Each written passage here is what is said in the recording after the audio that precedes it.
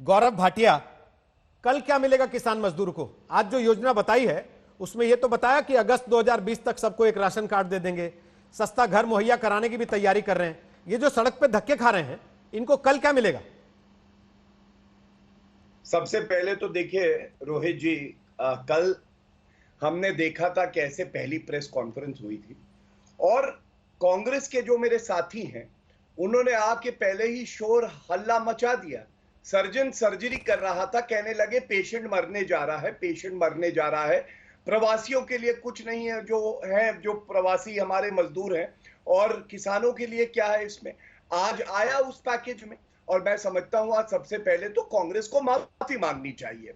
दूसरी बड़ी बात, अगर क्रिकेट की परिभाषा में कहें तो बॉल स्टेडियम के बाहर पहुंच चुकी है। किस तरह से एक संवेदनशील घोषणा हुई है प्रवासियों के लिए, हमने देखा किस तरह से कदम उठाए गए, किसानों के लिए उठाए गए, और एमएसएमई के लिए जो कल घोषणाएं हुई थी उसके अलावा आज भी हुई हैं। मुझे याद आता है आनंद शर्मा जी वरिष्ठ नेता है कांग्रेस के, उन्होंने कहा था अरे हौसला दिखाओ सरकार, 5 से 6% जीडीपी का एक पैकेज दो। प्रधानमंत्री जी ने 10% का एक पैकेज दिया। तो आप मुझे बताइए, जब 5 से 6% मांग रहे थे और 10% का आज पैकेज आया, तो ये लोग तारीफ क्यों नहीं कर सकते? क्यों नहीं केंद्र की सरकार के साथ खड़े हो सकते?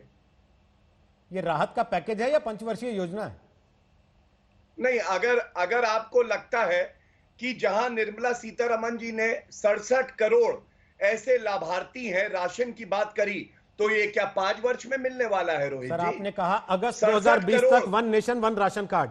सर आदमी आज भूख से मर रहा है, आप उसको कह रहे हैं अगस्त तक तुम्हारा राशन कार्ड बना देंगे?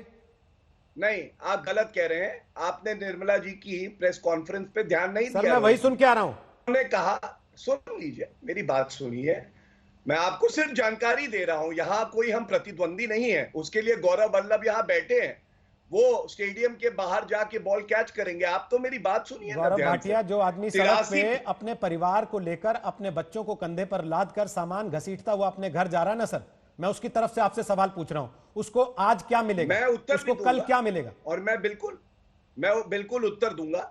सबसे बड़ी बात है, राशन की बात करी, राशन में 83% जो राशन कार्ड हैं उनके हिसाब से उनको 5 किलो चावल या गेहूं मिल चुका और 1 किलो चना या दाल। दूसरी बात, ये नहीं कहा गया जितने भी अर्बन में गरीब हैं, शहरी गरीब हैं, उनके लिए जो सेंटर्स हैं उसमें खाना, कैश, सारी व्यवस्था सेंट्रल गवर्नमेंट कर रही है। बसेस और ट्रेन शुरुआत करी गई इसीलिए कि जो प्रवासी मजदूर है वो अपने घर तक पहुंचे, उसको दिक्कत ना हो। और मैं समझता हूं ये जो पैकेज है 10% जीडीपी का है, 20 लाख करोड़ का है, ये एक बहुत ही मजबूत और सराहनीय कदम है। लेकिन इस पे जब ओछी राजनीति होने लगती है रोहित जी तो कष्ट होता है। और अभी भी प्रेस कॉन्फ्रेंस चल रही थी जब ये आपका कार्यक्रम शुरू हुआ, मैंने केवल एक बात पे ध्यान दिया कि कल एमएसएमई, आज किसान, प्रवासी मजदूर और जो छोटे छोटे ठेले वाले हैं, रेडी वाले हैं, उनके लिए कुछ ना कुछ इस पैकेज में था। सर एक दोहा आपको सुनाता हूं। आपने कहा ना 20 लाख करोड़ का इतना बड़ा पैकेज दिया। सर एक दोहा है, बड़ा हुआ तो क्या हुआ, जैसे पेड़ खजूर, पंछी को छाया नहीं, फल लागे अति दूर। नहीं मैं इतना ही कहूंगा कि देखिए, आपने बात करी तो खजूर और पेड़ जो है बड़ा है, यहां वृक्ष बड़ा भी है और सबको छाया भी दे रहा है। रोहित जी, क्या आप बता सकते हैं, मैंने एक बड़ा सवाल उठाया, कांग्रेस से जरूर पूछिएगा, कि 5 से 6% के पैकेज की मांग कर रहे थे। प्रधानमंत्री जी ने 10% जीडीपी का एक पैकेज दिया, उसमें एमएसएमई की बात हो रही है, किसानों की बात हो रही है, प्रवासी मजदूरों की बात हो रही है, रेडी वाले ठेले वालों की बात हो रही है। क्या ये अच्छा पैकेज नहीं है? और अभी प्रेस कॉन्फ्रेंस आगे भी होती रहेगी। मैं इस पैकेज पर आपको 10 में से 8, 10 में से 9, 10 में से 5 नंबर देने के लिए नहीं बैठा हूं यहां पर।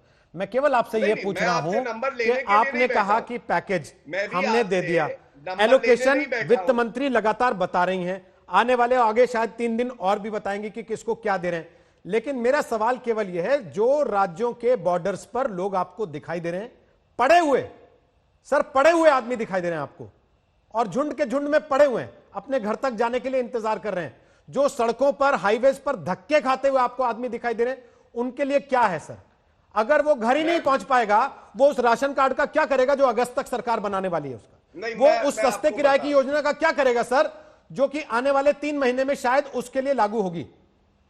हाँ, देखिए, सबसे पहले तो जो अपने घर जाने का प्रयास कर रहा है, तो एक कॉम्पोजिट सोच होनी चाहिए। क्या यह सच नहीं है कि बसेस और रेलगाड़ी इन दोनों की सब सुविधा को चालू किया गया? दूसरी बात, आपने ध्यान नहीं दिया, जिनके पास राशन कार्ड नहीं भी है उनको भी राशन मिले, इसकी भी घोषणा की गई है। और जिनके पास राशन कार्ड है उनको राशन दिया जा रहा है, 83% का कवरेज है। और ये केंद्र सरकार की जिम्मेदारी है, साथ साथ प्रदेश की सरकारों की भी जिम्मेदारी है कि हम सुनिश्चित करें कि वो पहली बात अपने घर तक पहुंचे, दूसरी बात उनको खाने का राशन की कोई कमी ना हो, तीसरी बात जो सबसे बड़ी है कि कोविड ना फैले भारत में, इस बात पे भी ध्यान देना होगा। तो ये जितनी घोषणाएं हुई हैं, ये सावधानी बरतते हुए घोषणाएं की गई है, जिसकी वजह से जो हमारा मजदूर है उसको हम लोग पूरा वित्तीय सहायता भी देंगे, साथ साथ राशन का भी ध्यान रखेंगे और घर भी पहुंचाएंगे।